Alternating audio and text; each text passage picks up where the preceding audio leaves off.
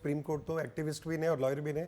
ਜੈਨ ਸਾਹਿਬ, ਮੈਨੂੰ ਯਾਦ ਹੈ ਰਾਜਸਥਾਨ 'ਚ ਵੀ ਕੁਝ ਅਜਿਹੇ ਕੇਸ ਸੀਗੇ ਜਿਹੜੇ ਫੇਕ ਕੰਪਲੇਂਟ ਸੀ ਵੂਮਨ ਦੀਆਂ, ਜਦੋਂ ਉਹਨਾਂ ਤੇ ਕਾਰਵਾਈ ਕਰਨ ਦੀ ਗੱਲ ਕੀਤੀ ਤੇ ਬਹੁਤ ਸਾਰੇ ਮਹਿਲਾ ਸੰਗਠਨ ਜਿਹੜੇ ਆ ਉੱਥੇ ਬਚਾਉਣ ਲਈ ਪਹੁੰਚ ਗਏ। ਉਹਨਾਂ ਨੇ ਧਰਨਾ ਦਿੱਤਾ ਕਿ ਇਹਨਾਂ ਦੇ ਖਿਲਾਫ ਕੋਈ ਕੰਪਲੇਂਟ ਨਾ ਕੀਤੀ ਜਾਵੇ। ਫਿਰ ਕਿਵੇਂ ਜਿਹੜੀਆਂ ਫੇਕ ਕੰਪਲੇਂਟਸ ਆ ਉਹਦੇ ਵਿੱਚ ਤੇ ਕੋਈ ਇਨਸਾਫ ਲੈ ਨਹੀਂ ਪਾਏਗਾ।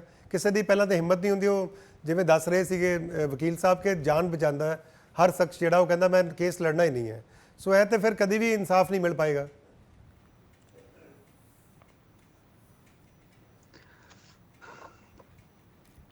हाँ जी सर जी।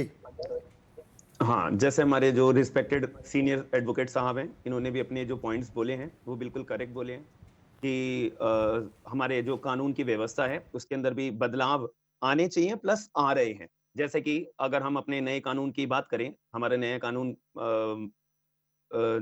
1 जुलाई 2024 से लाए गए हैं। भारतीय साक्ष्य अधिनियम, भारतीय न्याय संहिता, भारतीय नागरिक सुरक्षा संहिता। अब उसके अंदर अगर हम नए कानून का अगर हम बीएनएस सेक्शन नंबर 69 की बात करते हैं, तो पहले क्या हुआ करता था कि अगर कोई लड़की किसी लड़के के ऊपर रेप के चार्जेस लगा देती थी, तो यहाँ पर और इस आधार पे कि लड़के ने मेरे साथ प्रॉमिस करा था कि मैं तुमसे शादी करूंगा, एंड उसके बाद उसने मेरे साथ रिलेशनशिप बनाया, एंड बाद में लड़का मुकर जाता है, तो कानून कोई स्टेबल नहीं था। हमारा कानून क्या कहता है इसके बारे में कोई राय नहीं थी।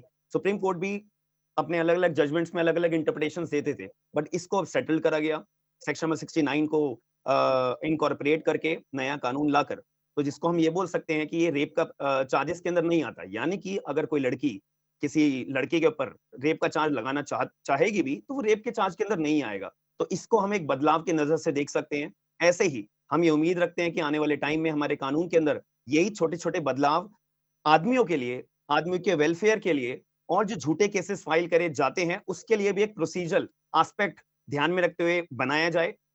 जैसे हम वुमेन्स के राइट्स के बारे में बात करते हैं, वैसे ही कुछ टाइम के बाद, यानी कि अगले हम अपने पॉडकास्ट के अंदर या अपने इंटरव्यू के अंदर हम इस बारे में भी चर्चा कर सकते हैं कि जो मेंस कमीशन लाया गया है वो कितना सही लाया गया है और क्या मॉडिफिकेशंस होनी चाहिए। तो मेरी नजर में तो है कि चेंजेस जरूर आने वाले हैं कुछ टाइम के अंदर। ਸੁਪਰੀਮ ਕੋਰਟ ਤੋਂ ਐਕਟਿਵਿਸਟ ਵੀ ਨੇ ਔਰ ਲਾਇਰ ਵੀ ਨੇ। ਜੈਨ ਸਾਹਿਬ, ਮੈਨੂੰ ਯਾਦ ਹੈ ਰਾਜਸਥਾਨ 'ਚ ਵੀ ਕੁਝ ਅਜਿਹੇ ਕੇਸ ਸੀਗੇ ਜਿਹੜੇ ਫੇਕ ਕੰਪਲੇਂਟ ਸੀ ਵੂਮਨ ਦੀਆਂ, ਜਦੋਂ ਉਹਨਾਂ ਤੇ ਕਾਰਵਾਈ ਕਰਨ ਦੀ ਗੱਲ ਕੀਤੀ ਤੇ ਬਹੁਤ ਸਾਰੇ ਮਹਿਲਾ ਸੰਗਠਨ ਜਿਹੜੇ ਆ ਉੱਥੇ ਬਚਾਉਣ ਲਈ ਪਹੁੰਚ ਗਏ। ਉਹਨਾਂ ਨੇ ਧਰਨਾ ਦਿੱਤਾ ਕਿ ਇਹਨਾਂ ਦੇ ਖਿਲਾਫ ਕੋਈ ਕੰਪਲੇਂਟ ਨਾ ਕੀਤੀ ਜਾਵੇ। ਫਿਰ ਕਿਵੇਂ ਜਿਹੜੀਆਂ ਫੇਕ ਕੰਪਲੇਂਟਸ ਆ ਉਹਦੇ ਵਿੱਚ ਤੇ ਕੋਈ ਇਨਸਾਫ ਲੈ ਨਹੀਂ ਪਾਏਗਾ। ਕਿਸੇ ਦੀ ਪਹਿਲਾਂ ਤਾਂ ਹਿੰਮਤ ਨਹੀਂ ਹੁੰਦੀ, ਉਹ ਜਿਵੇਂ ਦੱਸ ਰਹੇ ਸੀਗੇ ਵਕੀਲ ਸਾਹਿਬ ਕਿ ਜਾਨ ਬਚਾਉਂਦਾ ਹੈ ਹਰ ਸ਼ਖਸ ਜਿਹੜਾ, ਉਹ ਕਹਿੰਦਾ ਮੈਂ ਕੇਸ ਲੜਨਾ ਹੀ ਨਹੀਂ ਹੈ। ਸੋ ਇਹ ਤੇ ਫਿਰ ਕਦੀ ਵੀ ਇਨਸਾਫ ਨਹੀਂ ਮਿਲ ਪਾਏਗਾ।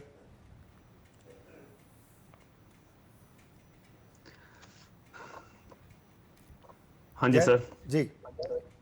हाँ, जैसे हमारे जो रिस्पेक्टेड सीनियर एडवोकेट साहब हैं, इन्होंने भी अपने जो पॉइंट्स बोले हैं वो बिल्कुल करेक्ट बोले हैं कि हमारे जो कानून की व्यवस्था है उसके अंदर भी बदलाव आने चाहिए, प्लस आ रहे हैं। जैसे कि अगर हम अपने नए कानून की बात करें, हमारे नए कानून 1 जुलाई 2024 से लाए गए हैं। भारतीय साक्ष्य अधिनियम, भारतीय न्याय संहिता, भारतीय नागरिक सुरक्षा संहिता। अब उसके अंदर अगर हम नए कानून का अगर हम बीएनएस सेक्शन नंबर 69 की बात करते हैं, तो पहले क्या हुआ करता था कि अगर कोई लड़की किसी लड़के के ऊपर रेप के चार्जेस लगा देती थी, तो यहाँ पर और इस आधार पे कि लड़के ने मेरे साथ प्रॉमिस करा था कि मैं तुमसे शादी करूंगा, एंड उसके बाद उसने मेरे साथ रिलेशनशिप बनाया, एंड बाद में लड़का मुकर जाता है, तो कानून कोई स्टेबल नहीं था। हमारा कानून क्या कहता है इसके बारे में कोई राय नहीं थी। सुप्रीम कोर्ट भी अपने अलग अलग जजमेंट्स में अलग अलग इंटरप्रिटेशन देते थे, बट इसको अब सेटल करा गया सेक्शन नंबर 69 को इनकॉर्पोरेट करके नया कानून लाकर, तो जिसको हम ये बोल सकते हैं कि ये रेप का चार्जेस के अंदर नहीं आता। यानी कि अगर कोई लड़की किसी लड़के के ऊपर रेप का चार्ज लगाना चाहेगी भी, तो वो रेप के चार्ज के अंदर नहीं आएगा। तो इसको हम एक बदलाव की नजर से देख सकते हैं। ऐसे ही हम ये उम्मीद रखते हैं कि आने वाले टाइम में हमारे कानून के अंदर यही छोटे छोटे बदलाव आदमियों के लिए, आदमियों के वेलफेयर के लिए,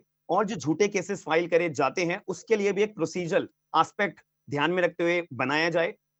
जैसे हम वुमेन्स के राइट्स के बारे में बात करते हैं, वैसे ही कुछ टाइम के बाद, यानी कि अगले हम अपने पॉडकास्ट के अंदर या अपने इंटरव्यू के अंदर हम इस बारे में भी चर्चा कर सकते हैं कि जो मेंस कमीशन लाया गया है वो कितना सही लाया गया है और क्या मॉडिफिकेशंस होनी चाहिए। तो मेरी नजर में तो है कि चेंजेस जरूर आने वाले हैं कुछ टाइम के अंदर।